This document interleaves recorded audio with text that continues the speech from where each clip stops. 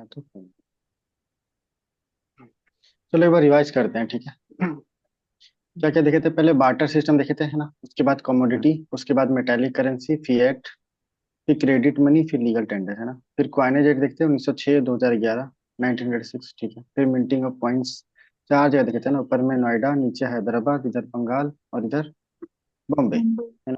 Mumbai. SPM CIL देखे थे। हम्म, चलो फिर डिपॉजिट देखे थे, करंट और सेविंग अकाउंट, है ना। सेविंग में इंटरेस्ट मिलता है, करंट में नहीं, है ना।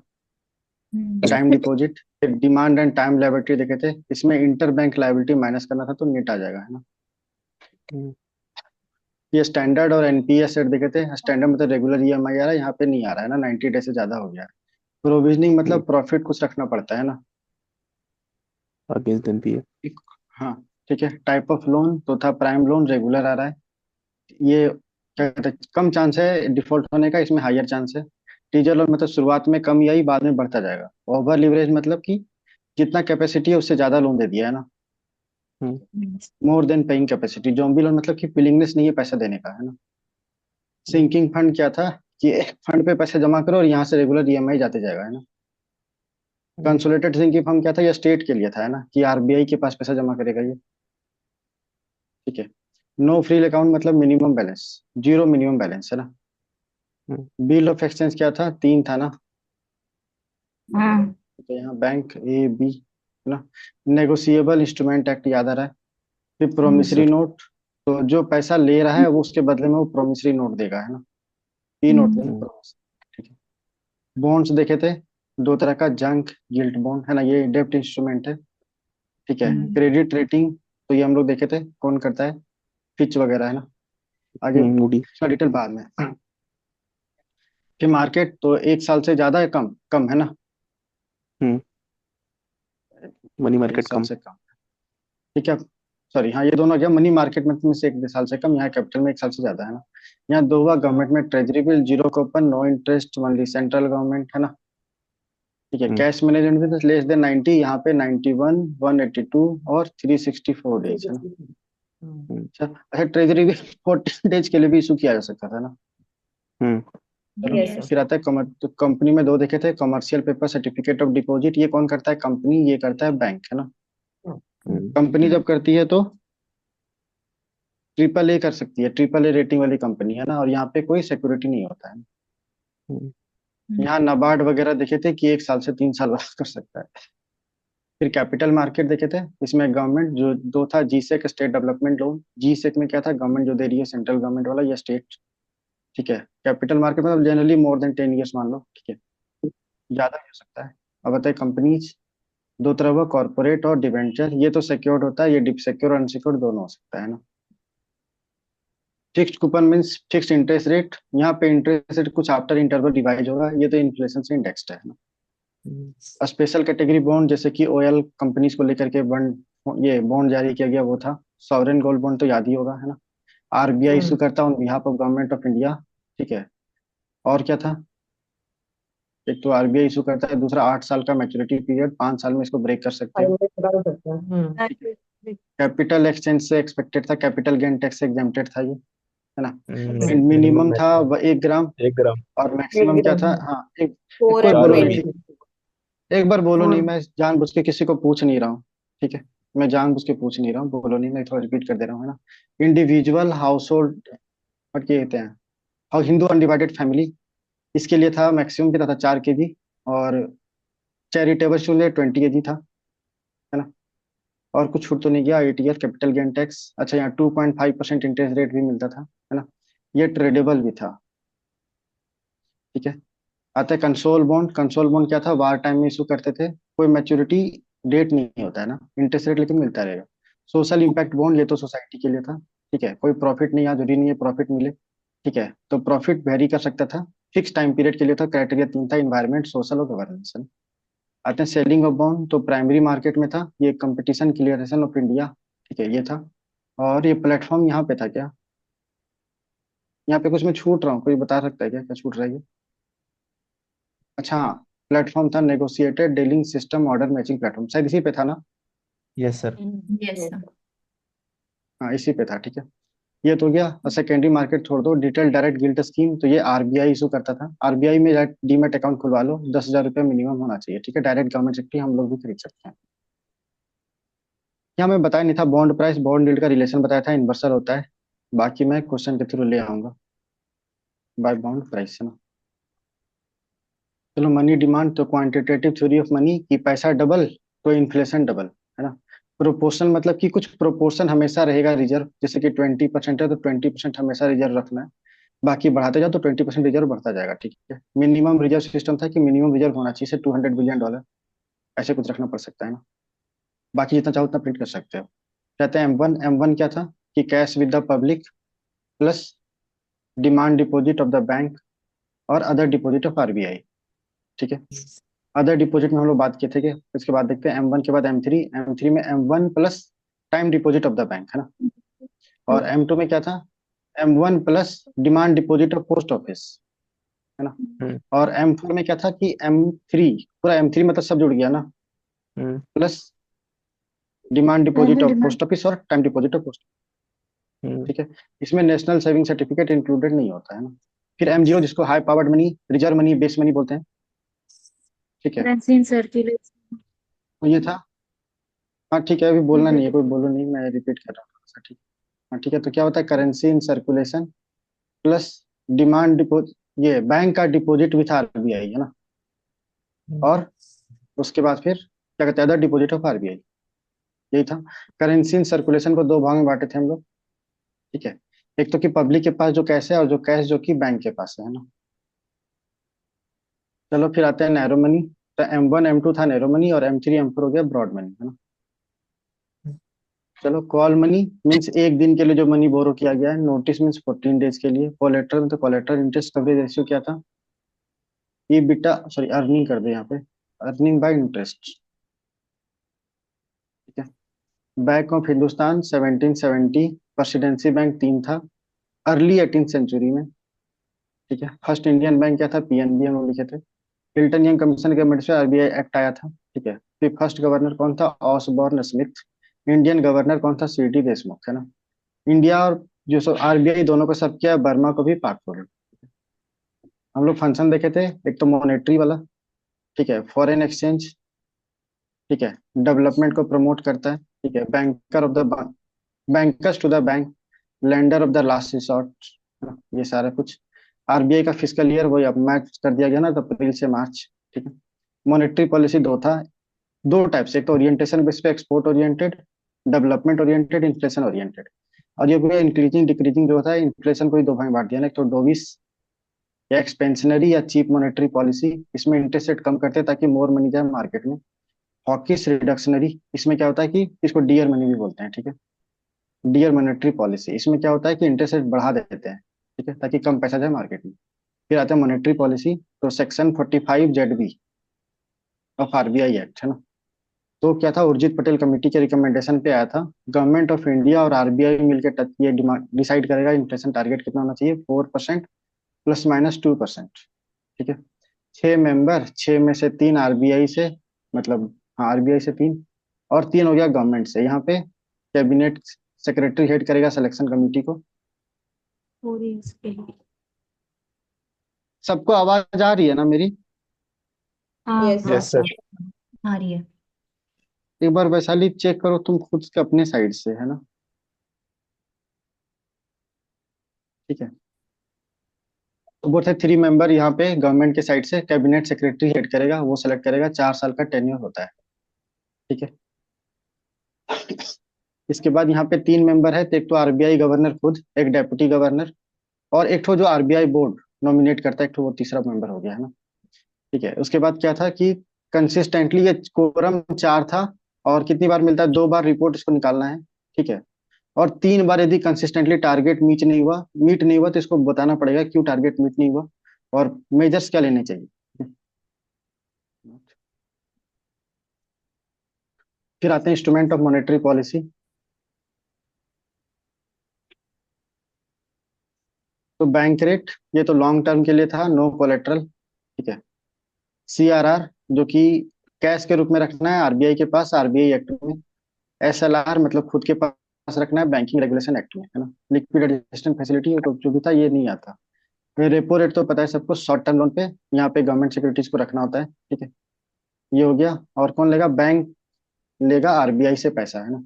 तो ये गवर्नमेंट सिक्योरिटीज देगा और ये पैसा मिल जाएगा, और इसको बोलते हैं रीपर्चेज एग्रीमेंट, कि ये प्रॉमिस है कि बैंक दे रहा है कि हम इसको गवर्नमेंट सिक्योरिटी को रीपर्चेज कर लेंगे, ठीक है। क्या था? Variable reverse repo rate. इसमें क्या था कि मार्केट डिटरमाइंड था, है ना, कि मार्केट में प्राइस यदि पैसा कम में मिल रहा है, यदि आरबीआई 4% पे दे रहा है, मार्केट में 2% मिल रहा है, तो बैंक जो है यहाँ शिफ्ट कर सकता है इंस्टेड ऑफ यहाँ।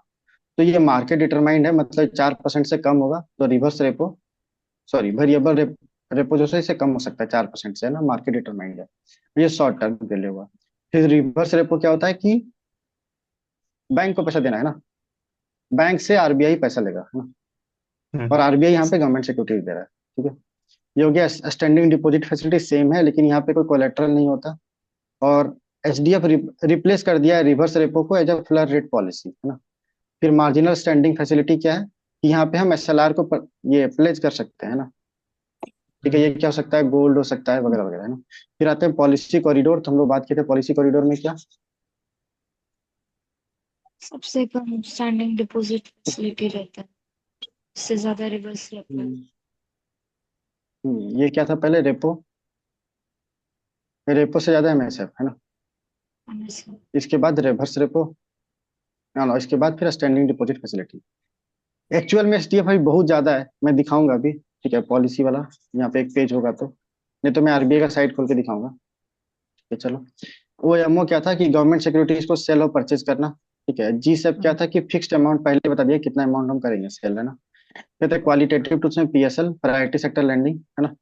इसमें क्या बताया था पहले कि पहले एग्रीकल्चर, एग्रीकल्चर में 18% था ना, याद है ना। फिर एग्रीकल्चर से क्या हुआ कि एमएसएमई की पोटैटो बनाए, एमएसएमई को दे दिया प्रोसेसिंग के लिए, एमएसएमई क्या करते हैं उसको एक्सपोर्ट कर देगा ना। फिर बताया एजुकेशन। एजुकेशन के बाद क्या बताया था? सोशल इंफ्रास्ट्रक्चर, है ना। एक तो मैं भूल गया हूँ, कोई बता सकता है क्या था? Renewable energy. एक तो रिन्यूएबल, नहीं ये तो ठीक है, लेकिन एजुकेशन के साथ एक ठो और था यहाँ पे, ठीक है। और ये स्टार्टअप भी था यहाँ पे। हम्म चलो, पीएसएल में ये बताया था कि इसको कैटेगराइज किया गया एक डिस्ट्रिक्ट जिस पे ज्यादा लोन दे दिया गया है, ठीक है। तो ज्यादा लोन मिल गया था, वेटेज कम करके 90% कर दिया था। जिसको हाँ। कम वेटेज है, ठीक है, जहाँ पे कम लोन गया है, ठीक है, उसका वेटेज बढ़ा के 120%, 125%, बाकी सब न्यूट्रल, है ना। यहाँ पे दो कमेटी बताया था, एक तो गाडगिल कमेटी, दूसरा घोष कमेटी, ठीक है। फिर आया पीएसएल सर्टिफिकेट। सर्टिफिकेट क्या था पीएसएल वाला? कि किसी के पास शॉर्टफॉल हुआ तो परचेज कर सकता है दूसरे से, है ना। जैसे बैंक ये था, इसके पास शॉर्टफॉल हुआ तो ये बी से परचेज कर लेगा सर्टिफिकेट, ठीक है। मार्जिन रिक्वायरमेंट या लोन टू वैल्यू रिक्वायरमेंट ये था कि 20% जैसे, मतलब 80% ही लोन दे सकता है। तो मतलब कि 1 लाख का तुम ये कार खरीदने जाओ तो तुम 80,000 ले सकते हो, 20,000 तुम्हें खुद से अरेंज करना पड़ेगा। मोरल सुजेशन ये तो ये था कि मोरल डायरेक्शन देता है, जैसे आरबीआई का अपना मैगजीन आया उसमें बता रहा है कि इसको लोन दो, उसको लोन दो, डायरेक्ट एक्शन तो क्लियर है। इकोनॉमिक कैपिटल फ्रेमवर्क, इसमें के दो फंड था, कंटीजेंसी और असेट डेवलपमेंट फंड। ये अनफोर्सीन एक्टिविटीज के लिए था, असेट डेवलपमेंट नाम से क्लियर है। यहाँ दो कमेटी थी, मेलगाम कमेटी, विमल जलान कमेटी। सब्सिडियरीज में डीआईसीजीसी, है ना, ठीक है, 5 लाख। और फिर 90 डे सेटलमेंट, है ना।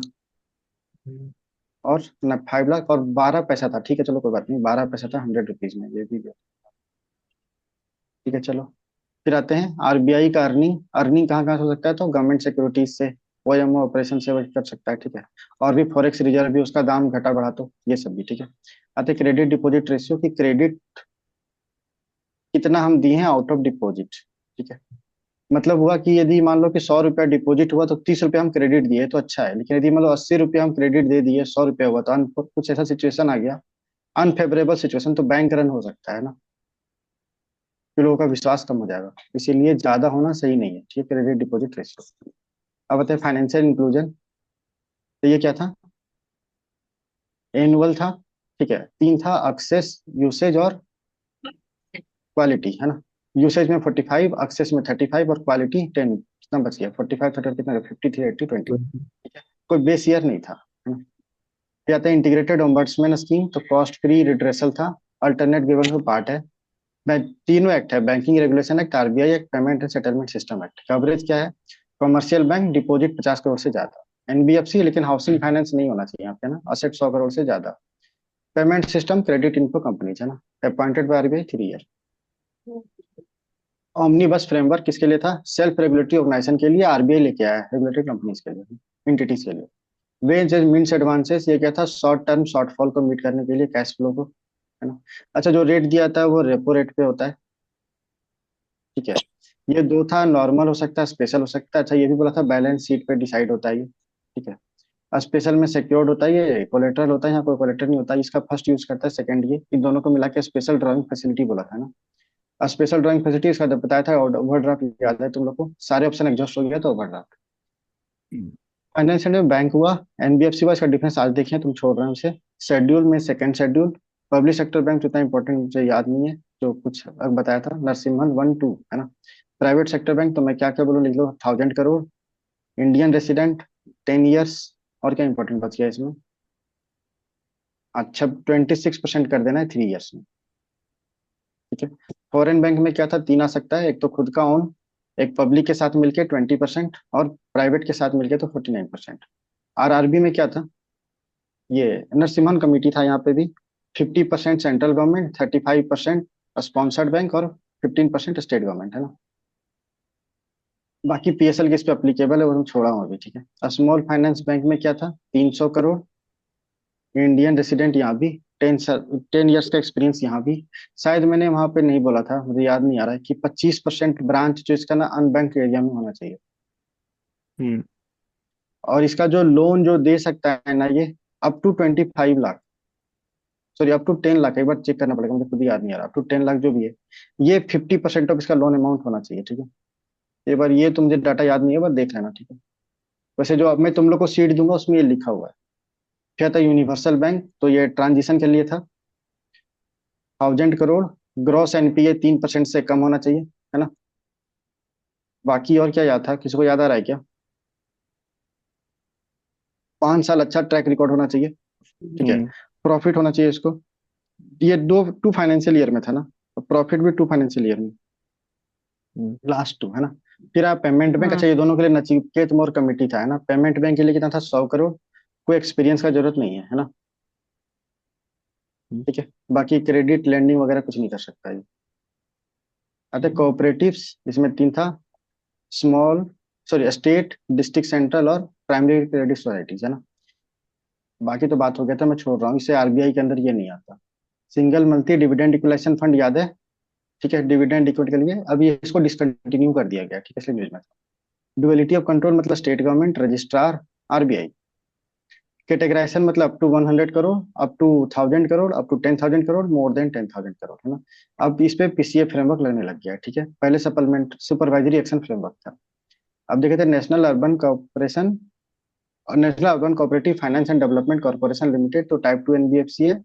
सेल्फ रेगुलेटिव ऑर्गेनाइजेशन का काम करता है, और नीड कौन बताया था? N S Vishwanathan committee. फिर आईसीआईसी बैंक, इसका ईयर याद है? 1955, 1963। National national bank for financing infrastructure development, 1 lakh crore, है ना। हम्म चलो, अब यहाँ से तुम लोग बताना, क्योंकि ये जो मैंने बताया वो लास्ट ईयर हुआ था, ठीक है। थोड़ा थोड़ा। चलो, एक्जिम बैंक क्या था? 100% government export of India own था, है ना। एक्सपोर्ट इम्पोर्ट, एटी ठीक है। टू ना, हाँ ठीक है। नाबार्ड क्या था? 100% government of India own. National lawn bank ये भी था 100% गवर्नमेंट ऑफ इंडिया, ये क्या था? गवर्नमेंट ऑफ इंडिया एलआईसी, है ना। प्लस 21 अदर ऐसे ऑर्गेनाइजेशन। मुद्रा में क्या था? स्केटिंग, है ना। शिशु शिशु एस फॉर केशव तरुण किशोर और तरुण हाँ, शिशु शिशु, के किशोर और तरुण। किशोर तरुण, है ना। शिशु शिशु अप टू 50,000, किशोर कितना था? 5 लाख, है ना। 5 लाख 5 to 10 up to 10. हाँ हाँ। और तरुण था अप टू 10, 20 है ना। और ये बोला था कि यदि रेगुलर पेमेंट करते रहा तो 10 को बढ़ा 20 करके तक 20 लाख कर दिया है, Hmm. ठीक है। चलो, सीड भी हो गया। मुद्रा क्या था? 100% इसका सब्सिडरी है ना। यस माइक्रो फाइनेंस में बताया था कि 3 लाख से कम एनुअल इनकम, है ना, ठीक है। हाउस होल्ड का उसको लोन दिया जा रहा है तो, है ना। कोई कोलेट्रल नहीं होता। फिर यहाँ सेवा बताया था, इला भट्ट का, है ना, हम्म ठीक है। और ये भी बताया था मोहम्मद यूनिस का ग्रामीण बैंक, ये भी बताया था कि इसका ईयर कितना था? 1974। और इसका क्या था? मोहम्मद यूनिस जो लाया था, इसका ईयर था 1976, है ना। फिर एनबीएफसी शैडो बैंकिंग बताया था। हम्म अब यदि एनबीएफसी हाउसिंग रिलेटेड है तो ये रेगुलेट करेगा। कैपिटल है तो सेबी रेगुलेट करेगा, इंश्योरेंस है तो आईआरडीआई, पेंशन है तो पीएफआरडीए, चिट फंड है तो स्टेट गवर्नमेंट, और कॉर्पोरेट अफेयर है तो निधि कंपनी है ना। निधि। हाँ। फिर स्केल बेस्ड रेगुलेशन हो तो 4 लेयर, बेसिक, टॉप, अपर, मिडिल, बेस, छोड़ दिया हूँ इसको, ठीक है। एनबीएफसी का P2P लेंडिंग सर्कुलर के था, लिमिटेड एक्सपोजर 50 लाख होना चाहिए, और peer to peer lending platform को ये लिमिट किया था, ठीक है। को लेंडिंग 20%, मतलब कि बैंक और एनबीएफसी दोनों मिल कर रहा है, मैक्सिमम 20% कर सकता है। लेकिन यदि ये प्रमोटर ग्रुप से रिलेटेड है तो ये अलाउड नहीं है को लेंडिंग, है ना। फिर रेगुलर में क्या था, रेगुलर ईएमआई आ रहा है, स्ट्रेस्ड में क्या है कि नहीं आ रहा है, तो यहाँ पे 1 से 30 डेज, 31 से 60, 61 से 90, मोर देन 90, या 1 ईयर, 2 ईयर और 3 ईयर, है ना। राइटिंग ऑफ आफ्टर 1 ईयर हो सकता है, मतलब कि अभी भी कलेक्ट कर सकता है पैसा, है ना, खाली बैलेंस शीट से बाहर हो गया। ग्रॉस में प्रोविजनिंग हटा दो तो नेट एनपीए। फिर फाइनेंशियल स्टेबिलिटी रिपोर्ट, तो ये बाय एनुअल आता है बाय आरबीआई, और बेसिस क्या है, फाइनेंशियल स्टेबिलिटी और डेवलपमेंट काउंसिल का रिपोर्ट असेसमेंट, है ना। इसको चेयरमैन हम्म। कौन करता है, मिनिस्ट्री ऑफ फाइनेंस, है ना। फाइन। हम्म। फर्स्ट सरफेजी एक्ट आया था, इसमें बोला था कि कोई भी जो प्रॉपर्टी है उसको सीज कर सकता है, प्रोवाइडेड वो कोलेट्रल सीज करेगा ना, प्रॉपर्टी कैसे कोलेट्रल सीज कर सकता है ना, हम्म। उसी पे अप्लाई होगा। यदि अनसिक्योर्ड लोन है तो ये अप्लाई नहीं होगा, है ना। फिर बैड बैंक का बात किया था, national asset reconstruction corporation limited, है ना, ये एआरसी ही था, है ना, हम्म। ठीक है। कि हाँ। 500 करोड़ से ज्यादा है तभी कंपनी खरीदेगा ये, इसका हेडक्वार्टर मुंबई में है, इसको फैसिलिटेट कौन कर रहा है, इंडिया डेब्ट रिकंस्ट्रक्शन कंपनी लिमिटेड, है ना, जिसको मेजरली प्राइवेट बैंक ऑन कर रहा है ना। गवर्नमेंट सपोर्ट कैसे देता है, गारंटी रूप में देता है, कैश नहीं देता, है ना। और ये प्रोफेशनल इनपुट देता है। फिर प्रवाह पोर्टल देखे थे आरबीआई का, जो कि रेगुलेटरी अप्रूवल देता है इंटिटीज को। ये तो हम लोग पढ़े थे ना कि एनपीए नॉर्म आ गया कोऑपरेटिव बैंक के लिए भी, तो अर्बन, स्टेट और सेंट्रल के लिए आया है, ठीक है। विलफुल डिफॉल्टर्स देखे थे कि पे नहीं कर सकता, सॉरी कैपेसिटी है लेकिन पे नहीं कर रहा, जो पैसा मिला उसको किसी और चीज के लिए यूज कर लिया, सिक्योरिटी डिपॉजिट जो दिया था उसी को बेच दिया वो, ठीक है। और यदि कैपेसिटी है फिर भी इक्विटी इन्फ्यूज नहीं किया है, ठीक है। तो ये सब हो गया केस में विलफुल डिफॉल्टर। अमाउंट कितना था, 25 लाख से ज्यादा होना चाहिए था, और 1 करोड़ से ज्यादा तो लास्ट डिफॉल्टर, है ना। और ये क्या था, हाँ, तो इसके केस में लेंडर स्टैब्लिश करता है आइडेंटिफिकेशन कमिटी एविडेंस को एग्जामिन करने के लिए। इंटर क्रेडिटर एग्रीमेंट, तो प्रोजेक्ट सशक्त, 75% ऑफ वैल्यू, 60% ऑफ लेंडर, है ना। मतलब एग्री होना चाहिए तो ये बाइंडिंग हो जाएगा सभी लेंडर्स पे, है ना। ये न्यूज में क्यों था, राष्ट्रीय इस्पात निगम लिमिटेड को डी रेटिंग मिल गया था इसके लिए, और अभी एक स्कीम भी आया है, 11,000 कुछ करोड़ शायद इन्वेस्ट करेगा उसको रिवाइव करने के लिए, शायद गवर्नमेंट बोली है। फिर आईबीसी बात किए थे, अनेबल टू पे लीगल प्रोसेस है, इंसॉल्वेंट डिक्लेयर कर दिया गया, राइट टू एग्जिट दिया और टाइम बाउंड था, है ना। टीके विश्वनाथन कमेटी, देख लो प्रोसेस वही है, डिफॉल्ट किया, फिर इनिशिएशन हुआ, कंपनी हुआ तो एनसीएलटी, इंडिविजुअल हुआ तो डीआरटी, इसके बाद क्या, इंसॉल्वेंसी, आईपी अपॉइंट करेगा, committee of creditor, resolution plan, approval, liquidation, है ना। पिलर में क्या देखे थे, इंसॉल्वेंसी प्रोफेशनल, फिर यूटिलिटीज, फिर एडजुडिकेटिंग अथॉरिटीज और एपेलेट अथॉरिटी, है ना, एनसीएलटी ऐसे हो गया डिस्कस, तो छोड़ रहा हूँ। Insolvency bankruptcy board, pre packaged asset reconstruction company, है ना, थोड़ा थोड़ा छोड़ा था मैंने। कहाँ तक हो गया था, हाँ ये भी हो गया था ना, हाउस होल्ड सेविंग रेट हो गया था, हाउस होल्ड सेविंग का डिवाइडेड बाय जीडीपी, है ना। Hmm. Yes sir. Prompt corrective action भी हो गया था, बिमल जलान, 3 क्राइटेरिया वगैरह वगैरह, पासिल सारा बेसिल सारा नॉर्म्स हो गया था ना। Yes sir. चलो अब बात करते हैं, आज ये खत्म करके ही मैं तुम लोग को छोड़ने वाला हूँ, ठीक है। और थोड़ा करंट अफेयर भी करूंगा, तो ये मत करना, क्या टॉपिक क्या था, इवोल्यूशन ऑफ लैंडिंग रेट, है ना। लैंडिंग रेट तो सबको पता है ना क्या होता है, यस। कि कौन से इंटरेस्ट पे आरबीआई ये बैंक पैसा देगी, है ना, ठीक है, यही होता है ना। यस हम सर। लोन लेने जाएंगे तो किस इंटरेस्ट रेट पे हमको लोन मिलेगा, यही होता है ना।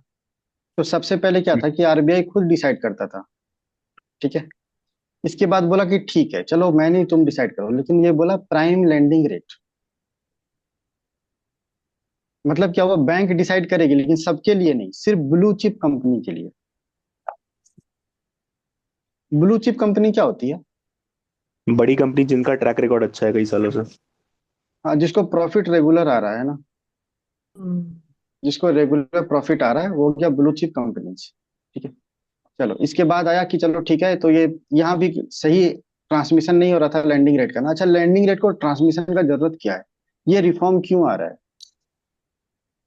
सोचो कि आरबीआई अभी बोला है कि रेपो रेट अभी 4% है, ठीक है, हम्म। और बैंक जो लोन इशू कर रही है वो कर रही है 5%, मतलब ये 1% का यहाँ प्रॉफिट है। लेकिन सारा बैंक नहीं, कुछ बैंक ऐसी होगी ना जो 10% पे कर रही। ठीक है, तो यहाँ से लोन लेने जाएंगे हम लोग? नहीं नहीं। जाएंगे, है नहीं। ना। और हम्म। आरबीआई का मकसद क्या था, रेट कम करने का, कि मनी जाए मार्केट में, है ना। हम्म, इसने कम किया नहीं। अब मान लो ये 4% से 3% आरबीआई कर दी, लेकिन ये अभी भी 5% रखे हुए, ये अभी भी 10% रखे हुए, क्यों? क्योंकि उसको प्रॉफिट होगा ना ये पैसा तो। हम्म। हम्म, तो प्रॉफिट हुआ तो पैसा रख लिया, और ट्रांसमिशन नहीं हुआ, लेकिन ये कम क्यों किया था? क्योंकि मनी सप्लाई इंक्रीज हो, है ना। हम्म, लेकिन ये ऑब्जेक्टिव फुलफिल नहीं हुआ ना, मनी सप्लाई तो इंक्रीज नहीं हुआ। तो इन्फ्लेशन क्या कंट्रोल होगा? ऑब्जेक्टिव आरबीआई का फुलफिल होगा? नो। नहीं। नहीं होगा। ठीक है, इसीलिए ये सारा इवोल्यूशन हुआ है उसके कारण से। ठीक है, चलो, तो पहले आरबीआई खुद डिसाइड कर रहा था। फिर आया prime lending rate. Prime lending rate में ब्लू चिप कंपनीज, है ना। सिर्फ इसी का पावर मिला। अब आया आगे बेस रेट। ठीक है, बेस रेट में बोला कि आरबीआई बोला ना कि तुम खुद अपना डिसाइड करो कि कितना तुम लेंडिंग रेट रखोगे। सबको, हम्म, बैंक को अपना पावर मिल गया लैंडिंग रेट डिसाइड करने का हर केस में। ठीक है, बेस रेट क्या हुआ कि इसके नीचे वो लोन नहीं दे सकता। जैसे कि मान लो 4% फिक्स किया गया है, तो किसी को भी वो 3.5% में लोन नहीं दे सकता वो। इसका मतलब यही होता है।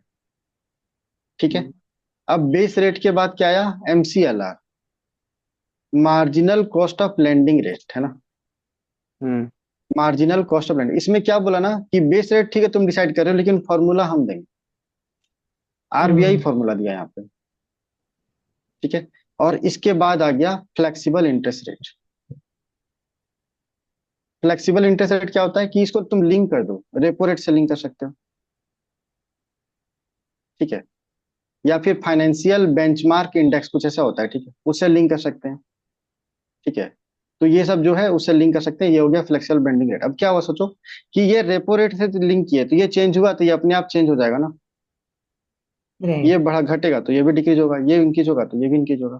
अच्छा, यहाँ पे एक चीज हमने छोड़ दिया, marginal cost of lending rate, है ना। क्या होना चाहिए तुम्हारे हिसाब से फॉर्मूला? चलो मैं बोलता हूँ, तुम लोग मत बोलो।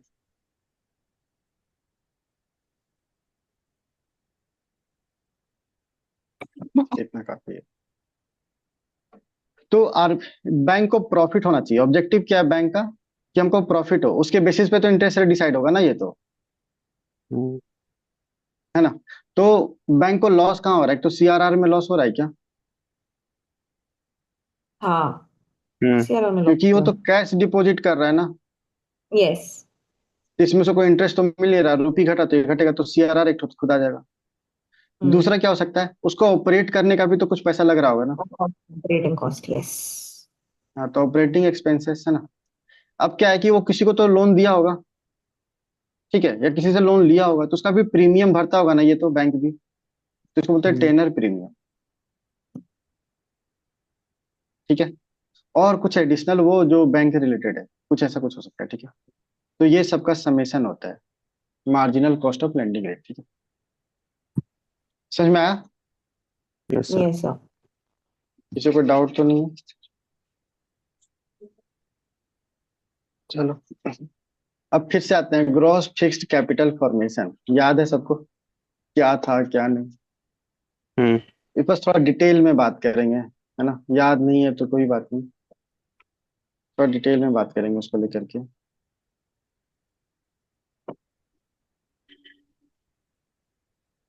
चलो, GFCF, है ना। सॉरी। ठीक है, तो ग्रॉस फिक्स कैपिटल फॉर्मेशन है क्या? देखो, सबसे पहले तो मैं बताता हूँ, हम लोग बात कर चुके हैं ना, जो असेट फॉर्मेशन हुआ है ना, इन्वेस्टमेंट जिसके कारण से असेट फॉर्मेशन हुआ, यही होता है ना। लेकिन हम्म, इसमें क्या क्या नहीं आता, पहले ये बात करते हैं। ठीक है, अच्छा बता, तो कोई कैपिटल जिसके कारण से नेचुरल डिजास्टर लॉस हो गया, क्या वो इसमें आएगा? नहीं। नेचुरल डिजास्टर लॉस इसमें नहीं आता। ठीक है, ये एप्टीट्यूड से ही काम सोच सकते हो, और कोई तरीका तो नहीं है, लेकिन इसे याद करते हो, याद कर लो। ठीक है, क्या इंटरमीडिएट कंजम्पशन आएगा? नहीं नहीं आएगा। नहीं। ठीक है, आएगा। दो बार हाँ। रोड तो हम बना दिए, तो इसमें क्या इंटरमीडिएट जोड़ेंगे? अब हम कितना स्टील लगा, कितना क्या हम्म। जोड़े, थोड़ा जोड़ेंगे। ठीक है, कितना बिटुमिन लगा, ये सब नहीं जोड़ेंगे। ठीक है, तो इंटरमीडिएट कंजम्पशन भी नहीं आएगा। ठीक है, अच्छा देखो, पहले क्या था, जब शायद 1980 के अराउंड में कैप ये GFCF जो सो 10% था। ठीक है, ये बाद में बढ़ के 27% हो गया, और अब घट करके फिर से 19% हो गया। ये 2021-22 का डाटा है। ठीक है। सब में मेरा अप्रोक्स है, मैंने बताया था कि जब भी मैं अप्रोक्स बोलूं, मतलब 10% बोल रहा हूँ ना, तो ये 9 पॉइंट कुछ होगा ना तो भी मैं 10 लिख दूंगा, ये 10 पॉइंट कुछ होगा तो भी मैं 10 लिख दूंगा, ये 8.9 हो गया ना तब भी मैं इसे 10 लिख दूंगा। मुझे 9% याद रखना बहुत ही मुश्किल है, तो मैं 10% इजीली याद रख सकता हूँ। ठीक है, ऐसे मुझे याद रखना तो मैं 27 नहीं 25 रख दूंगा, ऐसा कि अप्रोक्स 25 के आसपास तो था। ठीक है, तो ये इलिमिनेशन में काफी काम आता है वहां पे। ठीक है, चलो अब ये भी दो तरह का हो सकता है ना, एक तो पब्लिक, जो पब्लिक एसेट क्रिएट कर रही है मतलब गवर्नमेंट, और एक प्राइवेट एसेट हो सकता है ना। तो जो डिक्लाइन हुआ है ना, ये डिक्लाइन होने का रीजन है प्राइवेट एसेट। ठीक है, ये प्राइवेट एसेट फॉर्मेशन कम हुआ है। चलो, क्लियर हुआ। Yes sir. Yes, sir. ये सब मोस्टली करंट अफेयर है। तुम्हें डाटा ज्यादा दिखेगा समझ जाना करंट अफेयर से ही करा रहे हैं। स्टैटिक में करंट अफेयर कहाँ से, डाटा उतना लाना सही नहीं है।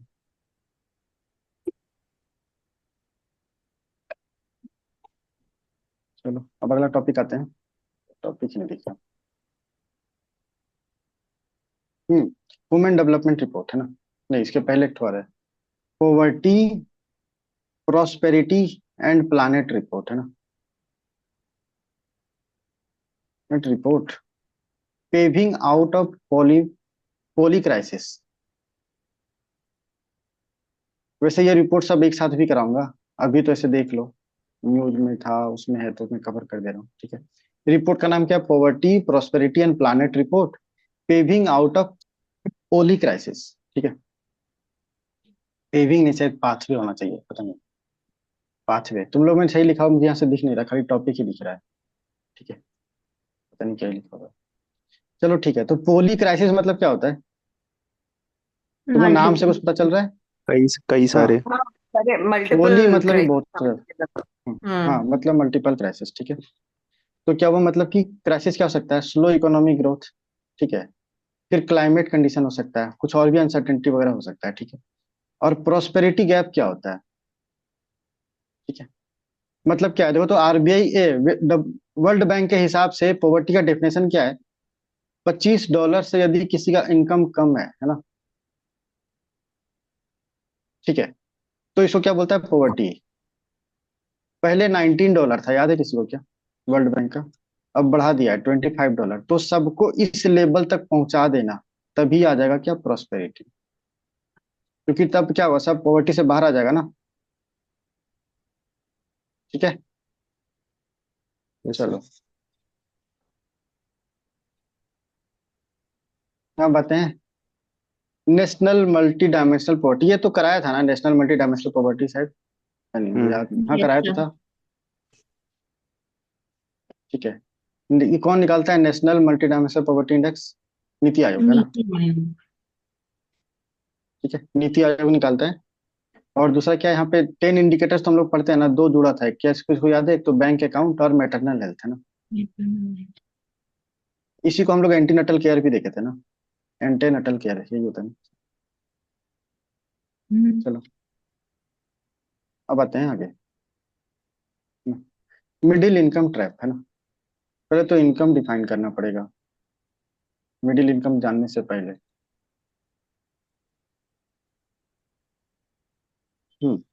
ठीक है, ये कौन कैटेगराइज करता है, मिडिल इनकम, लो इनकम, ऐसे करके।